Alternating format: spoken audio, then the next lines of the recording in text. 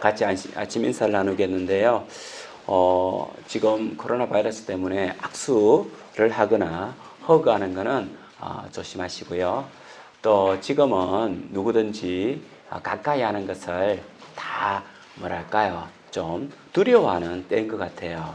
하지만 이런 때일수록 상대방이 있음으로 말미암아 우리가 더 행복하고 즐겁다는 마음을 표현했으면 좋겠습니다. 그래서 아침 인사는요, 당신이 계셔서 행복이 밀려옵니다 라는 인사말로 나누도록 하겠습니다.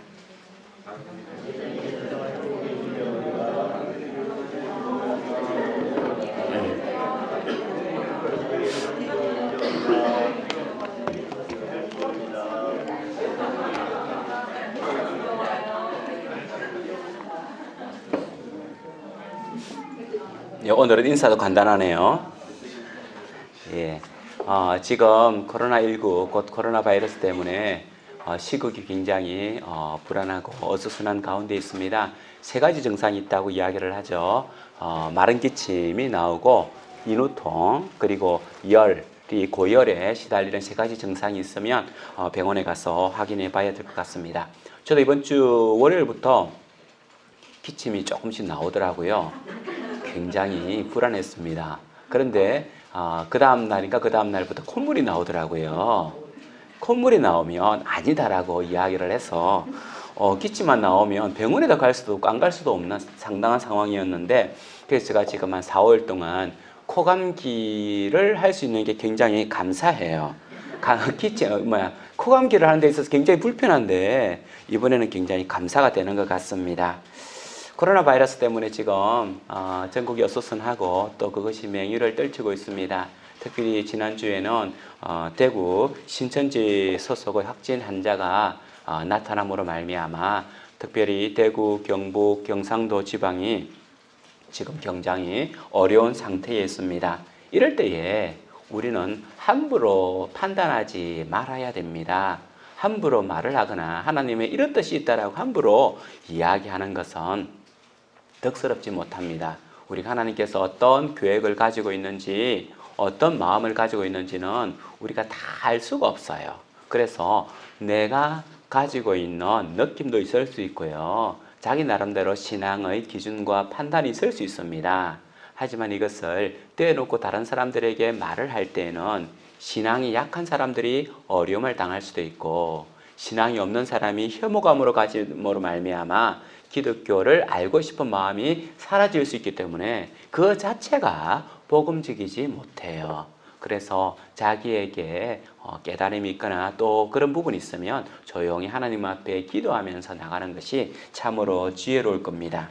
그래서 이번 기회를 통해서 분명한 것은 신천지의 실체가 사실은 드러났습니다. 어떤 단체인지 많은 교회들이 또 조심하라고 했지만 실제로는 어떤 곳인지는 세상 사람들은 잘 구별하지 못하는 상황이었어요. 똑같은 교회인지라고 생각을 했는데 이번 기회를 통해서 신천지의 실체가 뭔지가 좀 더 밝히 드러났습니다. 이번 뉴스를 보면 신천지가 이런 모습입니다라고 하면서 앵커들의 뒤 화면에 자주 잡히는 큰 현수막 같은 게 있었어요. 그 현수막이 어떤 것인지 여러분들도 아마 눈여겨봤을 건데 이런 현수막이었습니다. 신천지는 2019년 10개월 만에 10만 3,764명에게 수료증을 줬다. 이들이 강좌 강의를 듣고 그들이 신천지로 다니기로 오기로 교회로 오기로 결심한 사람이 10만 명이 넘는다라고 하는 것을 큰 연수막에 걸어놨죠. 지금은 신천지의 사람들이 한 20만 명이 넘는다라고 이야기를 해요. 교주가 이만희씨죠. 이만희씨를 뭐라고 이야기하냐 하면 보혜사라고 이야기를 합니다. 보혜사. 보혜사는 우리가 말하는 것은 성령님이잖아요. 성령님. 그래서 그분은 하나님 중에 한 분, 하나님이라고 하는 보혜사라고 하는 건데 이분들이 어떻게 보혜사를 풀고 있냐 하면 보호하고 은혜를 베푸는 서승사를 사용을 해요. 그 보혜사는 서승사를 사용하거든요. 그런데 이 사람들이 사용하는 것은 그대로 한문적 용어를 사용을 해요. 보혜사는 한문적 용어가 아니라 원어를 바꾸어 쓰는 가운데 일어난 거예요. 예를 들면 기독교라고 하는 것은 그리스도교라고 하는 것을 한자어로 쓸 수가 없기 때문에 기독교라고 하는 이름으로 썼어요. 이것처럼 옛날에는 야소교라고 했죠. 예수를 한자어로 쓸 수가 없기 때문에 야소라고 썼는데 성령님의 원어를 한자어로 쓰면서 보혜사라고 하는 것을 썼습니다. 그래서 성령님께서 하시는 일은 스승이 아니죠. 스승이 아니에요. 이 보혜사는 우리의 중개자, 하나님과 우리 사이를 이어주는 중개자 또는 상담자, 그런 의미를 더 많이 가지고 있습니다. 여하튼지 이만희 씨가 보혜사, 성경에서 말하고 있는 성령님이다라고 이야기를 하고 있는데요. 특별히 이번에 이제 이런 신천지에서 이런 일이 벌어지면서 그들이 실체가 드러나고 있습니다. 그들이 주로 사용하는 성경은 요한계시록을 사용을 해요. 특별히 그 안에 나와 있는 구원 얻는 사람의 수가 14만 4천 명이다라고 이야기를 하죠. 이것을 문자적으로 받아들여서 14만 4천 명만이 구원을 받는다라고 이야기를 합니다. 그런데 제가 조금 전에 말씀드린 것처럼 지금 신천지의 인원수가 20만 명이 훨씬 넘어요. 그러면 신천지 가운데에서도 들어갈 수 있는 사람이 있고 못 들어갈 수 있다라고 하는 것을 어떻게 해결하느냐? 이제 이 안에서는 쉽게 말한다면 열심당원만 들어갈 수 있다. 제사장으로서 많은 사람들의 영향을 미친 사람들만 갈 수 있다. 그래서 너희들끼리 서로 경쟁해라라고 하는 거예요. 너희들 중에서 14만 4천 명 안에 안 들어가면 안 된다라고 하는 이렇게 논리를 펼쳐서 나가고 있습니다. 대부분의 이단들은 종말론을 가지고 이단이 나와요. 그래서 이 종말론을 가지고 어떻게 해석하느냐에 따라서 사람들로 하여금 불안한 마음을 심어주게 되는데, 이런 종말론을 통해서 이런 불안감을 조정하게 되고, 그리고 나서는 이 땅의 삶은 아무 의미가 없다. 곧 이제 종말이 다가올 건데 우리는 종말을 준비해야 되기 때문에 이 땅의 삶은 아무런 의미가 없다. 그래서 교회에 집중하고 그리고 주님 오실 것을 준비하는 삶을 살아야 된다. 필요하면 직장을 그만둘 수도 있고, 또 가정에 마찰이 일어나고 아내가 말을 따르지 않으면, 아내가 핍박을 따르지 않으면 이혼이라도 해라 라고 하면서 그들의 종말론을 강조하고 이야기하고 있습니다. 그래서 정말 직장을 버리고 가정을 버리고 나온 그 사람들을 중심으로 한 숙소를 만들고, 이 사람들은 모든 것을 버리고 따랐으니 예수님의 제자들과 같은 사람이라서 분명하게 구원을 받는다라고 그렇게 도장을 찍어주는 거죠. 우리는 종말을 살아가는 게 맞습니다. 말세를 살아가는 게 맞습니다. 모든 역사를 따진다고 한다면 모든 지구의 역사를 누군가가 24시간, 하루의 시간에 비유한다면 지금 우리가 살아가고 있는 것은 몇 분, 몇 초 정도냐라고 한다면 바로 밤 11시 59분, 59초를 살아간다라고 이야기를 하고 있습니다. 마지막 초침 하나, 1초 짤깍 하는 이 시간만 지금 남아있다. 지구의 종말에 있어서 이만큼 남아있다라고 하는 것을 이야기해요. 곧 그러니까 종말이 다가왔다라고 하는 것은 분명한 사실 같습니다. 성경에서도 종말에 대해서 이야기를 하고 있고 말세 현상에 대해서 이야기를 하고 있습니다. 종말은 언제부터 종말이냐라고 하는 것은, 우리가 말하는 종말은요, 예수님께서 오심으로 말미암아 종말은 시작된 겁니다. 곧 예수님께서 이 땅에 오신 것을 뭐라고 이야기하냐면 초림이라고 이야기해요. 처음 예수님께서 임하셨다, 초림이라고 이야기를 합니다. 예수님께서 동정녀 마리아에게 나셨고 이 땅에 계시면서 천국에서 회개하라, 천국이 가까워졌느니라 라고 하나님 말씀을 선포하셨고, 또 하나님 나라를 만드셨으며 이것을 제자들에게 맡기시면서 너희가 만국천하의 복음을 전하라 라고 하시면서 예수님께서는 부탁을 하셨고 십자가에 못 박히셔서 돌아가시고 말씀대로 부활하셨고 성경대로 부활하셨고 그리고 성경대로 성천하셨습니다.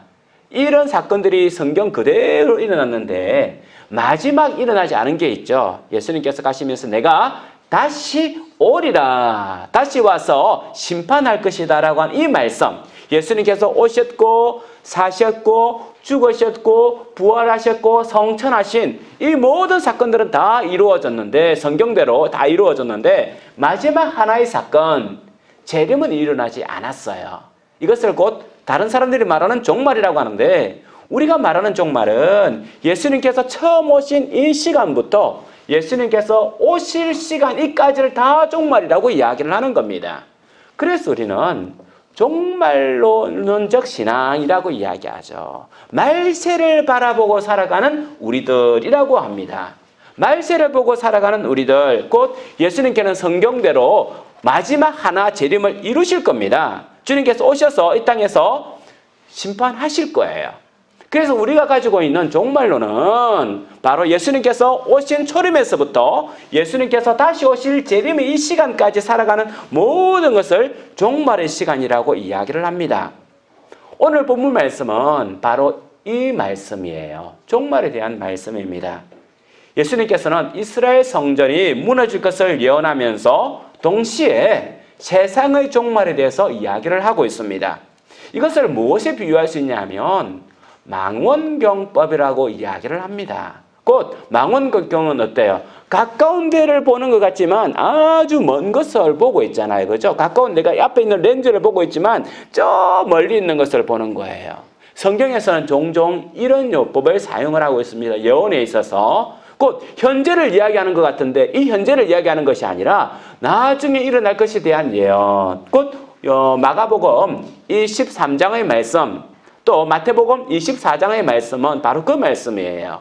성전이 무너질 것에 대해서 말씀하고 있는데, 가까운 시일 내에 일어날 성전의 무너짐에 대해서 이야기를 하고 있는데, 더 멀리는 예수님께서 이 땅에 재림에 올 그 날에 대한 예언도 같이 보여주고 있는 겁니다. 그래서 가까이 있는 것 같지만 실제로는 저 멀리 이야기를 하고 있고, 저 멀리 있는 것을 이해하기 위해서는 가까이 있는 것을 이해해야 되는 거죠. 그래서 오늘 성경 말씀은 성전 파괴에 대해서 말하고 있지만 궁극적으로 예수님의 재림의 때, 정말 세상의 끝에 어떤 현상이 일어날 것인가에 대해서 말씀해 주고 있습니다. 그런 의미에서 한번 13장 1절 이 말씀을 읽어보도록 하겠습니다. 오늘의 본문 말씀입니다. 시작.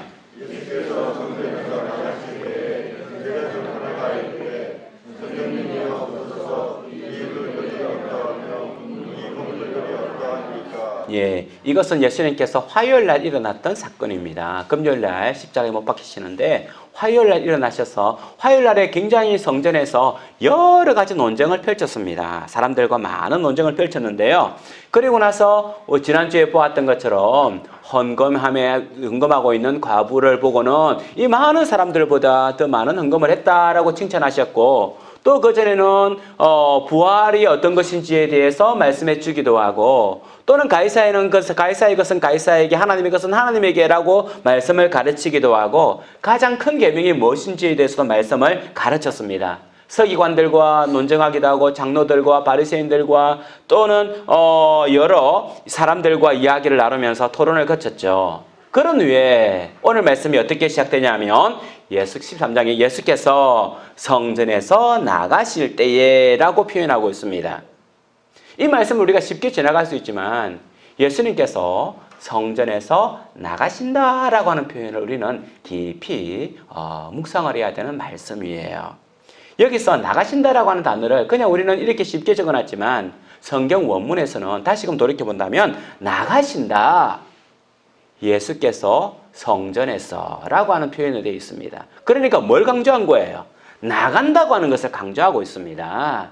이 문구에서는 그냥 예수님께서 성전을 나갔다라고 하는 것이 아니라 나가셔서, 나갔다고 하는 것을 강조한다는 거예요. 나가셔서 예수께서 성전을 이렇게 표현된다는 거예요. 그리고 또 하나, 여기서 나간다라고 할 성전에서라고 할 때, 성전에서라고 할 때에는 어떤 의미를 또 하나 가지고 있냐면, 우리가 아침에 출근하면서 출근할 때 다녀올게 라고 나가잖아요. 그죠? 다녀올게 라고 하는 말은 무슨 말이에요? 갔다 온다는 말이에요. 내가 갈게 라고 할 때는 뭐예요? 갔다가 오후에 다시 돌아온다라고 하는 의미예요. 그런데 또 시집 갈 때 이제 시집 마지막 엄마 이제 내 가라고 할 때는 무슨 말이에요? 이건 끝났다는 거예요. 분리라고 하는 개념이에요. 이 집에서 이제는 분리됐다는 개념이죠. 이런 개념을 가지고 있는 거예요. 그 무슨 말이냐? 여기서 사용된 것은 분리의 개념이에요. 시집을 가고 장가를 가서 이 집에서부터 분리되어 나가는 것처럼 완전히 나가는 거예요. 이제 내가 집을 나갈게 하면서 했다는 말은 이제 안 들어오겠다는 말이죠. 그죠? 그것처럼 예수님께서 이제는 성전에 나가셔서라고 하는 것은 완전히 분리되어서 이제는 들어오지 않는다라고 하는 이 용어를 사용하고 있는 거예요. 우리나라는 이것이 명확하지 않지만 원문에 있어서는 이 단어, 이 조사를 사용해 가지고는 이제는 나가셔서 들어오지 않는 완전히 분리된 딸이 아들이 분가를 해서 나가버려서 이제는 호적에서 분가되어 버린 것처럼 나누어진 모습을 가지고 있다는 거예요. 그래서 예수님께서는 이제 이 성전에서 나가버리셨어. 이제는 들어오지 않아. 라고 하는 의미를 가지고 있다는 거죠. 왜 예수님께서는 왜 이 부분들을 강조했을까요? 예수님께서 이제 완전히 성전과 분리되고 있다는 것을 보여주고 있습니다. 성전이 분리되고 있다는 거죠. 성전은 이스라엘이 하나님 앞에 나와서 예배드리고 제사 드리는 곳이지만 그렇게 하기 위해서는 가장 중요한 건 뭐예요? 하나님이 그 성전에 계셔야 되는 거예요.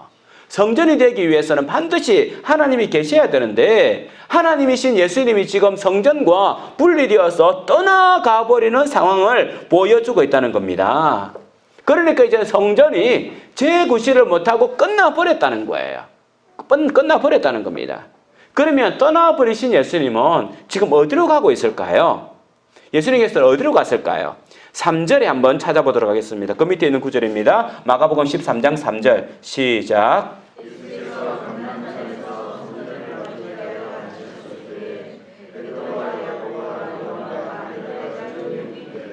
예.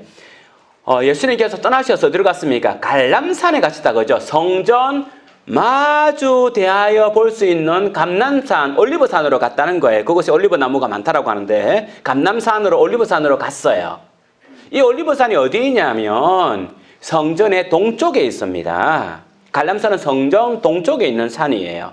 그러니까 예수님께서는 성전 어느 문을 나왔겠습니까? 동서남북 쪽에서 동쪽으로 가려면 그렇죠. 동쪽 문을 나오셔서 성경에는 정확하게 기록되어 있지 않지만 성경 동문을 나오셔가지고는 비탈길을 올라가서 그 옆에 있는 기드론 골짜기를 거슬러 올라가서는 올리브산 곧 갈람산에 올라가셔서 예수님께서 성전을 바라보고 오늘 이 말씀을 하고 있는 거예요. 바로 성전을 바라보면서 예수님께서 제자들에게 가르치고 있습니다. 왜 성경은 예수님께서 갈람산에서 이 일을 하셨는지, 이 말씀을 하셨는지, 종말에 대한 말씀을 하셨는지 중요한 의미를 담고 있습니다. 예수님께서 행하신 일들과 하신 말씀 어느 것 하나라도 버릴 말씀이 없고 성경은 이것을 기록했을 때는 분명한 의미가 있는데 예수님께서 굳이 동쪽 문을 나가셔서 비탈길 올라가서 감람산 동쪽에 있는 산 위에서 이 말씀을 하셨다라고 하는 데는 성경에서 말하고자 하는 이유가 있다는 거예요. 에스겔서 구약 성경입니다. 에스겔서 10장 18절 19절 찾아서 한번 읽어보도록 하겠습니다. 찾았으면 같이 한번 읽어볼까요? 시작.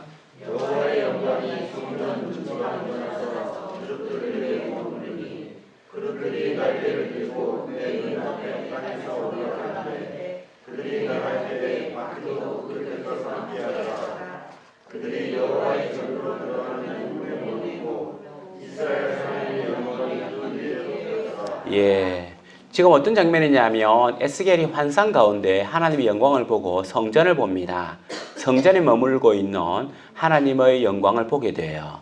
그런데 하나님의 영광, 하나님께서 천사들의 위에서 지금 성전을 떠나시는데 어디를 떠나고 있냐 하면 성전 18절에 보면 그들이 여호와의 전으로 들어가는 동문에 머물렀고 이 동문을 통해서 여호와의 영광이 지금 성전을 통해서 빠져나오는 거예요.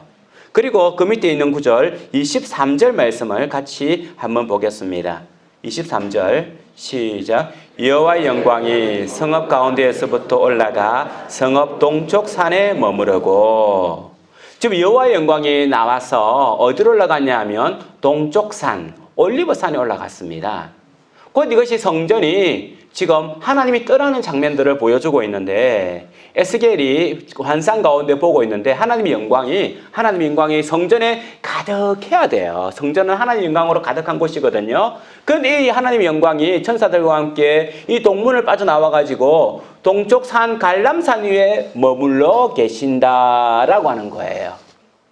이 장면과 바로 예수님께서 마지막 성전을 빠져나오실 때의 장면이 일치되게 그림을 그려주고 있습니다.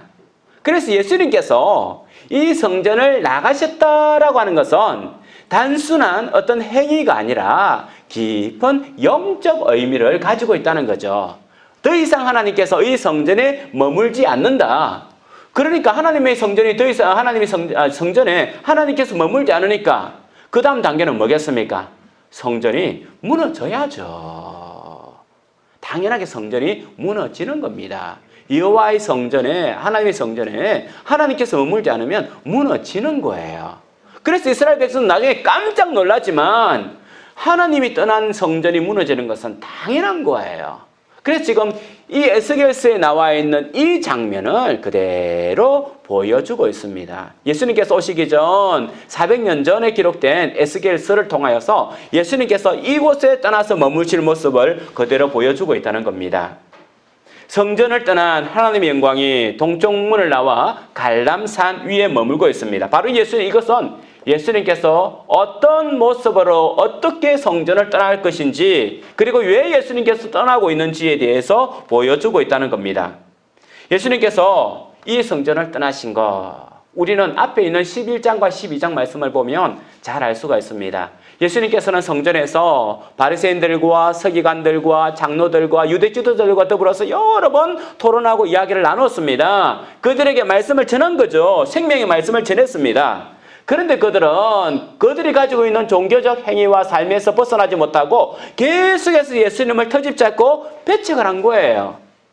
마가복음 12장 12절에 보면 그들이 예수의 이 비유가 자기를 가리켜 말씀하신 줄 알고 잡고자 하되, 무리를 두려워하여 예수를 두고가 아니라 예수님을 붙잡아서 공회에 넘기려고, 도리어 예수님을 죽이려고 계략을 세우고, 13절에 보면 그들이 예수의 말씀을 책잡으려 하여 예수님의 말씀에 뭐가 문제가 있는지 해서는 종교재판에 실을 거라는 거예요. 이렇게 해서 예수님의 말씀을 받아들이기보다는 그들이 예수님의 말씀을 비판하고 예수님을 쓰러뜨리려 책략만 하니까 이제 더 이상은 예수님께서는 이 성전에 머물 필요가 없다는 거죠. 그래서 예수님은 이 성전을 떠나시는 모습을 보여주고 있습니다. 사랑하는 성도 여러분, 우리는 어떤 상태입니까? 예수님의 말씀을 지속하여 들으면서 그 말씀에 순종하고 따르고 그 말씀에 믿음으로 받아들이고 있습니까? 아니면 그 말씀을 즐기기만 하고 듣기만 하고 전혀 말씀에 순종할 마음이 없진 않습니까? 언제까지나 예수님께서 우리 마음 바깥에서 노크하고 있지는 않는다는 거예요. 노크하는 그 예수님께서 어느 날 갑자기 사라질 수 있다는 겁니다. 우리는 마음을 열고 예수님께서 내 마음에 찾아오셔서 나의 주가 될 수 있도록, 내가 주님의 그 은혜 가운데 깊이 들어갈 수 있도록 우리는 우리 자신을 하나님께 드려야 되는 겁니다. 값싼 은혜로 살아갈 수 없다는 거예요. 20세기 최고의 책, 최고의 저서라고 말할 수 있는 독일의 신학자 보네프가 쓴 나를 따르라라고 하는 책이 있습니다. 보네프는요, 나중에 히틀러를 제거하기 위해서 활동을 하다가 나중에 붙잡혀서 죽임을 당하기도 했지만, 보네프를 20세기 초반의 최고의 신학자라고 이야기하고, 그리고 그가 쓴 나를 따르라라고 하는 것은 20세기 최고의 책 중에 하나라고 하는데, 그 나를 따르라라고 하는 책 앞에 제일 먼저 들어가면서 무슨 이야기를 하냐면 값싼 은혜와 값비싼 은혜에 대해서 이야기를 하고 있습니다. 값싼 은혜, 싸구려 은혜는 어떤 거냐 하면 그것은 우리 교회의 철천지 원수다. 값싼, 싸구려 은혜는 철천지 교회의 원수다라고 하는 거예요. 값싼 은혜는 싸구려 상품이요, 떨이로 팔아버린 사죄요. 떨이로 팔아버린 위로다. 값싼 위로, 값싼 사죄라고 하는 겁니다. 그리고 값싼 은혜는 교리, 원리, 체계로 이해되는 은혜, 곧 이념으로 만들어진 은혜라고 하는 거예요. 실제적 은혜가 없이 보편적 진리로 이해되는 사죄예요. 당신이 사죄받았고 당신이 사죄받았고 목사님이 사죄받았다고 하니까 내가 사죄받았는가 봐 라고 하는 이런 이념적 생각으로 하는 사죄라는 거예요. 그리스도교적인 하나님의 이념, 가르쳐준 체계로서의 지식으로서의 지식, 이것으로 이해되는 하나님의 사랑, 이것이 값싼 은혜라고 하는 겁니다. 곧 저번 주에 말했던 머리로 이해하는 기독교, 머리로 이해하는 사죄, 머리로 이해하는 은혜, 이것이 가장 값싼 은혜라는 거예요. 그래서 감동이 따르지 않으면, 그의 마음에 영적 체험이 없으면 참된 은혜 가운데 나갈 수 없다는 겁니다. 그래서 그 대신 값비싼 은혜, 값비싼 은혜는 뭐냐? 밭에 숨겨져 있는 보물과 같아서 이를 발견한 사람은 집으로 가서 자신이 가진 모든 것을 팔아 기쁨으로 그 밭을 사는 것과 같다. 예수님께서 하신 비유죠. 그 밭에 보화가 있는 것을 보면 어떻게 하겠느냐? 집에 가서 모든 재산을 다 팔아서 그 보화를 사지 않겠느냐? 곧 예수님의 제자들이 자신의 것을 다 버리고 예수님을 따랐던 것처럼 값비싼 은혜를 발견한 사람은 그렇게 행한다는 거예요. 곧 예수님의 통치를 받으며 그분 앞에 순종하는 것이 즐거움으로 따라간다는 겁니다. 우리의 삶은 투쟁입니다. 어떤 투쟁이냐? 값비싼 은혜를 받기 위한 투쟁이에요. 내가 너와의 싸움, 당신과의 싸움이 아니라 내 속에서 값싼 은혜가 자꾸만 밀려오는 것을 떨쳐버리고 하나님께서 주신 은혜 가운데 순종하며 그분의 통치를 받아들이기 위해서 사탄아 물러가라, 나를 괴롭히는 모든 유혹들아 물러가라, 하나님의 것과 세상의 것을 선택하게 하는 이 사탄의 모든 판단들을 내어버리고 하나님의 통치 안에 들어가게끔 하는 이 투쟁, 이것을 통하여서 값비싼 은혜를 맛본다는 겁니다. 여러분들은 어떤 일로 경쟁하고 있습니까? 여러분들은 어떤 일로 싸우고 투쟁하고 있습니까? 어쩌면 더 크고 더 이익이 되고 더 좋은 것을 얻기 위하여 땀 흘리고 투쟁하고 있지 않습니까? 더 좋은 것이 우리 영혼에 어떤 것이 유익할까요? 어떤 것이 우리 영혼에 참으로 유익한 것이 될 수 있겠습니까? 오늘 말씀해 보면 성전을 떠나는데 한 제자가 예수님께 이런 질문을 하고 있죠. 선생님이여 보소서, 이 돌들이 어떠하며 이 건물이 어떠합니까? 이 질문은요, 우리 한글 성경에 있어서는 조금 느낌이 다른데요. 세번역 성경에서 보면 뭐라고 하냐면, 선생님 보시십시오, 얼마나 굉장한 돌입니까? 얼마나 굉장한 성전입니까? 이렇게 멋있는 성전, 이렇게 우람한 성전 얼마나 자랑스럽습니까? 놀랍지 않습니까? 이 건축물 앞에서 탐복하고 있는 제자의 모습입니다. 제자는 이 성전의 화려함, 이 성전의 웅장함, 이 성전의 위대함 밑에서 그의 마음이 사로잡혀 있는 겁니다. 그대로 제자가 그렇게 말한 것은 과한 것이 아니었어요. 헤롯 성전은 그 시대 최고의 건물이었습니다. 최고의 건축물이었습니다. 제가 이 시대 최고의 건축물이 뭘까라고 찾아보니까 여러 가지가 나오더라고요. 여러 가지가 나오는데 우리가 그 건축물 앞에 갔을 때 마음이 허가면서 이야, 이렇게 큰 걸 지었어? 이렇게 놀라운 걸 지었어? 라고 말하는 것처럼 그렇게 훅 넘어가는 거예요. 유대 역사가라고 하는 요세푸스라고 하는 사람이 있습니다. 유대의 전쟁사라든지 유대 역사를 상세하게 기록한 사람인데요. 그 사람이 이 성전을 기록할 때 어떻게 기록했냐면 하얀색의 아름다운 돌로 되어 있다. 하얀색의 백석으로 되어 있다는 겁니다. 각각의 돌은 엇갈려 쌓여 있는데 멀리서 보면 이 돌들이 엇갈려 쌓아가지고 파도를 치는 그런 모양을 이루고 있다. 이것이 너무너무 아름다운 조형물이다 라고 표현해요. 그리고 심지어 큰 돌은요, 길이가 10m. 길이가 10m니까 여기서부터 저기가 좀 안 되겠습니까? 높이가 3.5m. 이거 한 2.2m, 2.5m 되니까 1.5m, 우리 건물의 반 정도가 돼요. 두께가 5m. 두께가 5.5m. 여기서부터. 그러니까 예를 들면 하나의 성전을 짓는 큰 돌은요, 주춧돌은요, 우리 교회당 예배당만 하다는 거예요. 이 1층만 하다는 거. 이보다 더 크다는 거죠, 사실. 이만한 돌로서 이런 돌에 세우는 타키투스라고 하는 로마 역사가는요, 뭐라고 쓰냐. 여기에 아름다운 문양을 만들어 넣었더라. 조각을 했다는 거예요. 아름다운 문양을 집어넣었고 금으로 입혔다는 거예요. 야, 우리 이런 조형물을 못 봐서 그러는데, 그러니까 이 조형물 앞에서 사람들이 최고의 건축물이다, 최고로 아름다운 것이다라고 이야기를 하는 거죠. 그 타키토스는, 로마 역사 타키토스는 뭐라고 했냐면, 예루살렘 성전은 황금으로 된 백석 대리석의 거대한 상과 같다라고 했어요.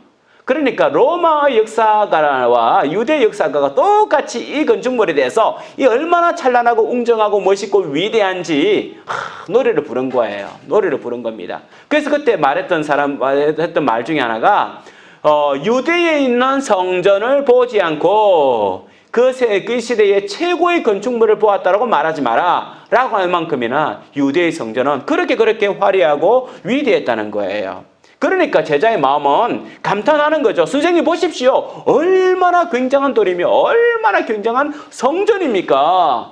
이 성전을 보고 그렇게 탐복하며 감탄을 했다는 거예요. 현대를 살아가는 우리의 마음도 그렇습니다.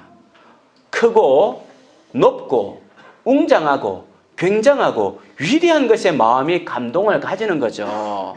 저도 한때 지금도 그렇게 했으면 좋겠는데 이 앞에 쏙 들어간 데 있잖아요. 쏙 들어간, 이 바깥에서 쏙 들어간 데 이쪽에 저는 한 5m 되는 철로 만든 큰 십자가를 좀 세웠으면, 조형물로 세웠으면, 그래서 지나가는 사람들이 그 십자가 앞에서 압도당하는 느낌, 와, 저렇게 큰 십자가가 있어라고 할 만큼의 압도되는 십자가를 좀 만들어서 이곳이 하나님을 섬기는 교회다라고 하는 드러내고 싶은, 크고 웅장하고 멋있게 만들고 싶은 마음이 저의 마음이었어요. 실제로 현대인의 마음은 그렇습니다.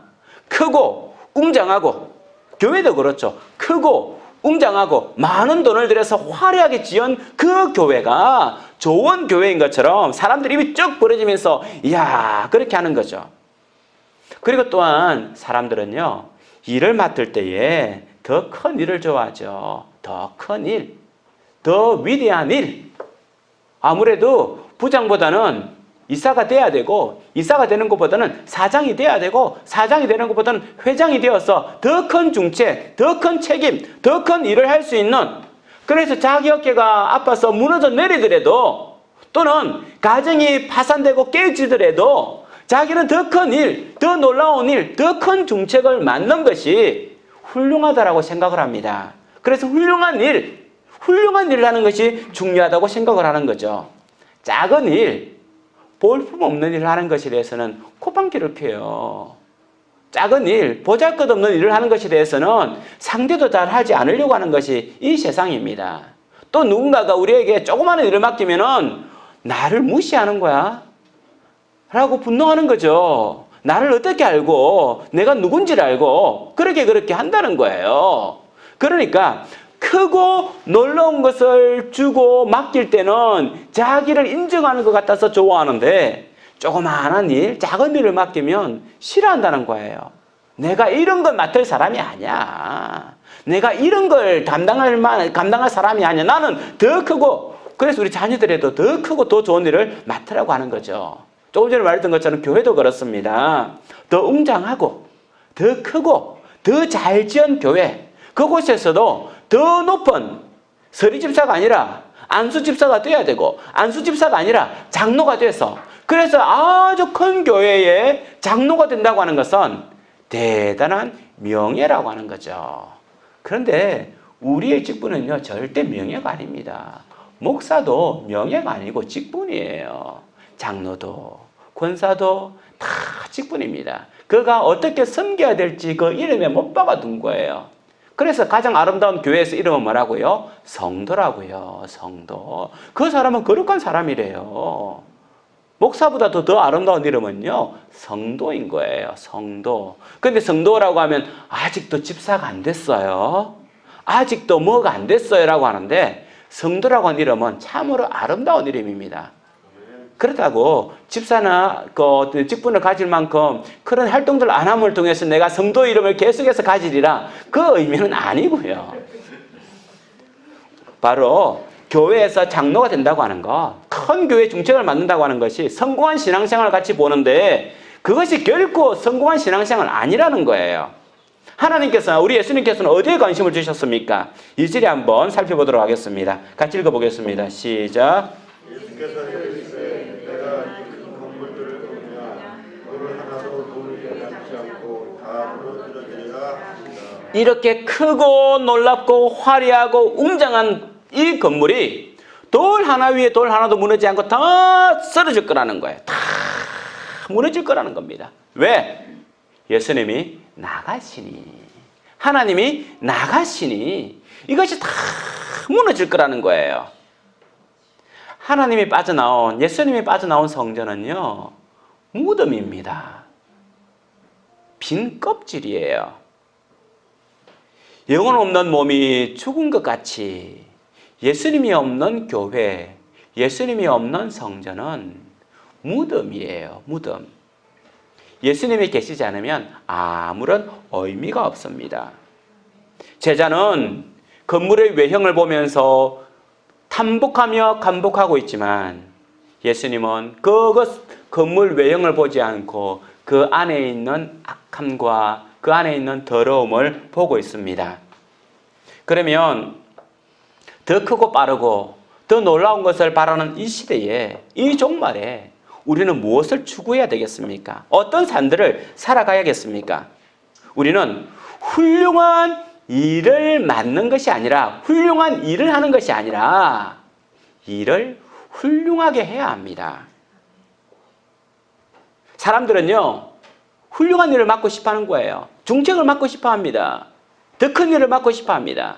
그런데 하나님의 관심은 너가 어떤 중책을 맡았느냐, 너가 어떤 직분을 맡았느냐가 아니라 너에게 주어진 그 일을 얼마나 훌륭하게 행하였느냐, 일을 훌륭하게 행하였느냐라고 하는데 관심을 가지고 있는 거죠. 오늘 말씀과 병행구질이라고 하는 마태복음 24장 우리가 잘 알고 있습니다. 그 말씀도 이 말씀과 똑같이 연관성을 이어가는데요. 이 말씀이 끝나고 나서 25장이 되면 비유가 나옵니다. 첫 번째 비유가 뭐냐 하면 혼인잔치 비유죠. 처녀 기름을 준비하는 그런 장면이 나오는데, 그러면서 예수님께서 뭐라고 이야기하냐면 그 때를 알지 못하니 깨어 있으라. 예수님의 재림, 마지막 재림이 언제, 종말이 언제 올지 모르니까 깨어 있으라, 긴장하고 있으라, 깨어 있으라 라고 이야기를 해요. 그러면 제자들이 물을 수 있겠죠. 어떻게 우리가 깨어 있을 수 있습니까? 24시간 예수님 오실 때까지 잠도 안 자고 깨어 있을까요? 라고 질문할 수 있을 거예요. 어떻게 하는 것이 깨어 있을 수 있습니까? 어떤 사람은요, 이 말씀을 가지고 자의적으로 해석을 해가지고 기도하는 것이 깨어 있는 겁니다 라고 이야기를 하고요. 그 기름은 여인들이 가지한 성령을, 기름에 성령을 비유하면서 성령이 그것만 틀린 건 아니에요. 성령도 받아야 되고 기도도 하는 것이 깨어 있는 게 맞습니다. 그런데 그것은 자의적 해석이라고 하고 풍류법적 해석이라고 이야기를 해요. 물론 성경에 기름은 성령님을 비유하기도 하지만 그 의미가 정확하게 아니라는 거죠. 그건 자의적 해석이에요. 그러면 깨어있는 것이 무엇입니까? 라고 하는 질문에 예수님께서는 그 다음을 이야기해 주고 있습니다. 깨어있는 것이 뭐냐? 남기라는 거예요. 그 다음에 뭐가 나오냐면 달란트 비유가 나와요. 주인이 먼 타국을 떠나면서 종들에게 한 종에게는 5달란트, 한 종에게는 2달란트, 한 종에게는 1달란트를 맡겼는데 5달란트 맡은 사람은 밖에 나가서 장사하여 5달란트를 남겼고 2달란트 맡은 사람도 그와 같이 하여 2달란트를 남겼지만 1달란트를 맡은 사람은 주인을 두려워하여 그것을 땅에 묻었더라 라고 이야기를 하고 있죠. 떠났던 그가 주인이 돌아왔습니다. 회개합니다. 심판합니다. 5달란트 가져온 사람이 이야기합니다. 주인께서 주신 5달란트를 내가 가지고 나가서 열심히 일을 해서 이렇게 남겼습니다. 5달란트를 드렸습니다. 그랬더니만 그 주인이 뭐라고 이야기하냐면 잘했도다. 착하고 충성된 종아, 내가 적은 일에 충성하였음에 내가 많은 것을 내게 주리라 라고 약속을 하죠. 2달란트 맡은 사람도 달리 나와서 이야기합니다. 주인님, 저도요 주인께서 주신 2달란트를 가지고 이렇게 했는데 2달란트를 남겼습니다 라고 보고를 하니까 그 주인이 똑같이 이야기합니다. 구절이 똑같아요. 잘하였도다 착하고 충성된 종아, 내가 적은 일에 충성하였으면 내가 많은 것을 내게 맡기리니 내 주인의 즐거움에 참여할지니라. 똑같아요. 성경 구절이 똑같아요. 왜 똑같은 성경 구절을 똑같이 반복을 했겠습니까? 앞에 와 같이 말하여 있더라라면 간단할 건데. 왜냐하면 이게 중요하기 때문에 그렇죠. 양의 문제가 아니라는 거예요. 5달란트 맡은 사람은 큰 일을 맡아서 했고 작은 달란트 맡은 사람은 작게 했고가 아니라는 거예요. 똑같이 보는 거예요. 마지막 1달란트 사람이 맡은 사람이 비실비실 나와가지고 이야기합니다. 주인님, 저는 주인님이 그 무섭고 두려운 사람이라 땅속에 묻었던 거 그냥 가져왔습니다. 라고 이야기하니까 뭐라고 이야기합니까? 악하고 게으른 종아, 나는 심지 않은 데서 거두고 해치지 않은 데서 모으는 줄 내가 알지 못하였느냐? 라고 하면서 어둠에 떨어질지어다라고 이야기를 하는 거죠. 심판하는 거예요. 무슨 말입니까? 1달란트 받았던 사람은 작은 거라고 생각할 수 있습니다. 이 정도 가지고 나를 무시하는 거야? 주인이 나를 봐도 한참 잘못 보셨어. 내가 저 5달란트 가진 사람보다도 내가 못났단 말이야. 능력이 없단 말이야. 나도 저 정도는 할 수 있어. 나도 저 정도는 할 수 있어. 나에게 이것밖에 안 줘? 나를 무시하는 거야? 마음을 가질 수 있다는 거죠. 그 사람은요, 일의 사이즈를 본 거예요. 훌륭한 일을 말한 거예요. 큰 일을 본 겁니다. 그래서 그에게 돌아온 것은 주님의 심판인 거죠. 제자들이나 우리나 항상 중요한 일, 큰 일을 맡고 싶어 하지 않습니까? 우리의 관심은 어디에 있습니까? 더 크고 더 훌륭하고 더 놀라운 일들을 맡아야 된다고 생각하지 않습니까? 중책을 맡기면 나는 정말 중요한 사람이고 작은 일을 맡기면 나는 못난 사람이라고 생각하지 않습니까? 혹시 우리 직장도 그렇지 않습니까? 직장에 크고 번쩍번쩍 빛나는 누군가 알아주는 직장에서 중책을 맡고 있으면 야, 저 사람은 정말 능력 있는 사람이고 멋진 사람이야 라고 이야기하지만 일일 노동자로서 살아가는 그 사람들에 있어서는 무시하고 있지 않습니까? 아니라는 거예요. 주님은 그렇지 않다는 거예요. 그렇지 않다는 거예요. 그가 맡고 있는 그 일에 의하여서 그의 신앙과 그의 인격이 판단되지 않는다는 겁니다. 그가 국가에서 아무리 큰 일을 한다 할지라도 일 노동자보다 더 뛰어난 사람은 아니라는 거예요. 하나님 볼 때에는. 사람들은요, 맡겨진 중책에 따라서 맡겨진 일의 사이즈에 따라서 그 사람을 판단할 수 있지만 주님은 그렇지 않습니다. 우리는 훌륭한 일을 좋아하는 것이 아니라 내가 맡고 있는 이 일을 훌륭하게 처리하는 게 중요해요. 내가 맡은 일을 훌륭하게 처리하는 게 중요합니다. 어떻게 하면 내가 맡은 일을 훌륭하게 처리할 수 있겠습니까? 일을 훌륭하게 처리할 수 있겠습니까? 이것은 일에 매이는 삶이 아니라 하나님께 매이는 삶이 되어야 합니다. 일에 매이는 삶은요, 그 일이 크고 작은 것에 관심이 있습니다. 일의 성공 여부에 관심이 있어요. 남보다 작으면 자존심이 상하고 실패하면 낙담하고 좌절하고 절망합니다. 우리는 일에 매인 사람이 아니라 하나님께 매인 사람입니다. 하나님께서 이 일을 나에게 주셨으므로 하나님 앞에서 이 일을 하는 거예요. 그래서 우리는 일에 충성하는 것이 아니라 하나님께 충성하는 사람입니다. 곧 그 일을 믿음으로 행한다는 거죠. 믿음으로. 그래서 우리는 믿음으로 하나님께서 주신 이 일을 감당하기 때문에 감사함을 하는 거예요. 기쁨을 하는 겁니다. 섬세하고 디테일하게 하는 거예요. 꼼꼼하게 하는 겁니다. 이게 바로 하나님께서 주시는 일인 거죠. 저는 선구사에 가서 물건을 잘 안 사요. 참 안타까운데 선구사에서 나오는 물건들은요, 그렇게 말해야 될지 모르겠지만 좀 조잡해요. 마무리가 잘 안 돼 있어요. 대신 가격은 비싸요. 그래서 저는 선구사에서 물건 사는 게 굉장히 불편해요. 무슨 말이냐면 선구사는 하나님 앞에 사용되는 물건들을 만드는 거잖아요. 그러면 어떻게 만들어야 돼요? 디테일도 잘하고 꼼꼼하게 만들어야 되고 정말 누구보다도 최선을 다해서 만들어야 되는데 그렇지를 못해요. 그래서 저는 선구사에서 물건들을 사는 데 있어서 참 굉장히 비용만 비싸고 안타까워요. 그렇게 해서는 안 되는 거예요. 이 일이 하나님께서 맡기신 일이라 생각을 하면 우리는 꼼꼼하게 해야 됩니다. 세심하게 해야 됩니다. 치밀하게 해야 됩니다. 그리고 하나님 앞에서 이 일을 해야 되는 거예요. 왜냐하면 이 일을 하나님께서 우리에게 주셨기 때문에 그렇습니다. 그래서 우리는요, 사람을 만날 때에도, 고객을 만날 때에도요, 최선을 다해서 하는 이유는 이 고객이 스스로 굴러 들어온 것이 아니라 누가 보내줬다고 생각해야 되는 거예요.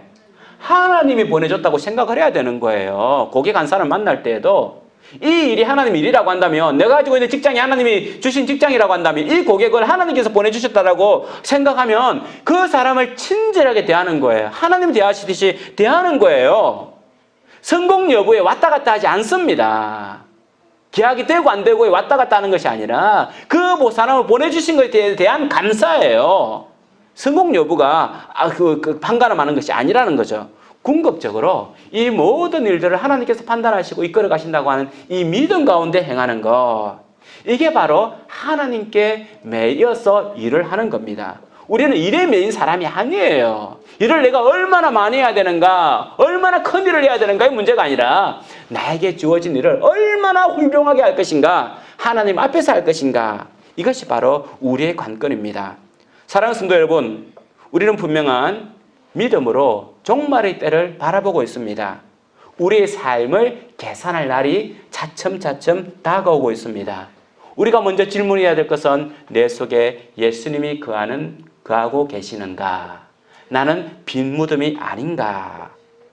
예수님이 없다면 영혼 없는 몸이 죽은 것과 다를 바가 없습니다. 우리 안에 예수님이 계신다면 하나님께 매인 바가 아니라, 일에 매인 바가 아니라 하나님께 매인 바가 되어서 작은 일에도 최선을 다하고 훌륭하게 일을 처리해야 됩니다. 저는 이번 주에 참 많이 감사하는 주간이었습니다.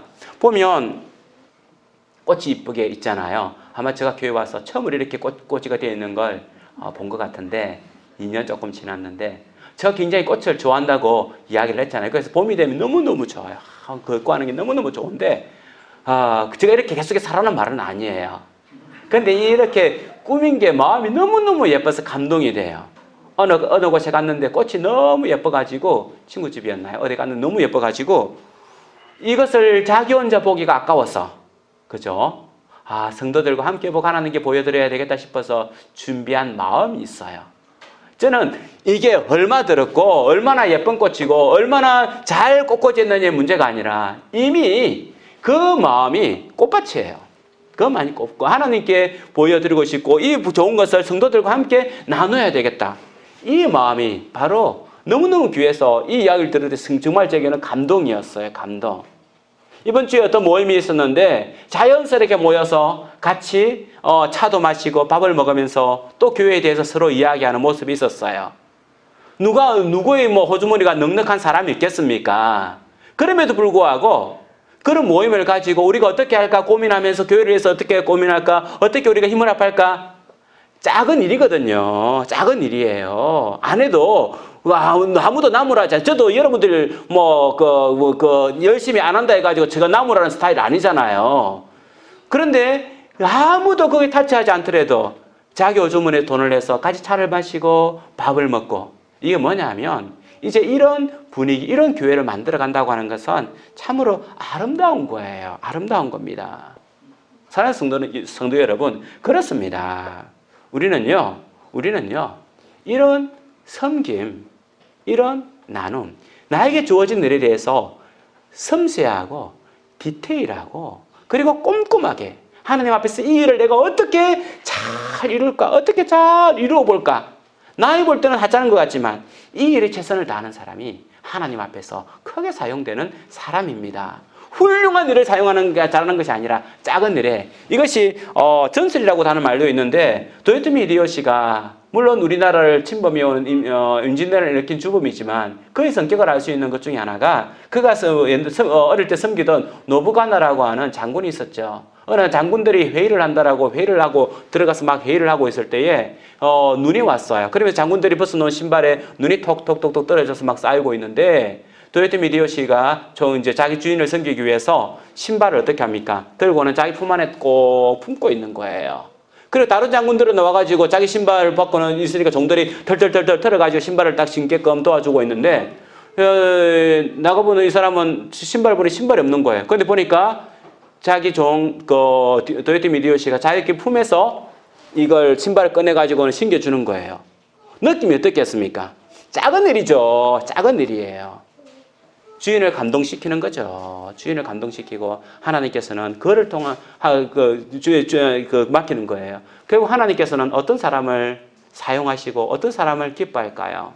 큰 일, 훌륭한 일을 하는 사람이 아니라 맡겨진 그 일에 정말 디테일하게 마음을 다하고 뜻을 다하고 그리고 이것이 하나님 앞에서 되기를 소망하며 나가는 사람들. 이게 바로 말세를 살아가는 그리스도인, 말세를 살아가는 우리의 자신인 겁니다. 사랑하는 성도 여러분, 우리의 삶이 그렇게 됐으면 좋겠습니다. 종말을 맞이하여서 어떤 큰 일을 하는 것이 아니라 우리에게 주어진 일들을 최선을 다해서 하나님 앞에 메인바디여서 나아갈 수 있는 우리 성도님들이 되기를 주님의 이름으로 축원합니다. 이 시간 같이 한번 찬송했으면 좋겠습니다. 삶의 작은 일에도 그 마음을 알길 원하네.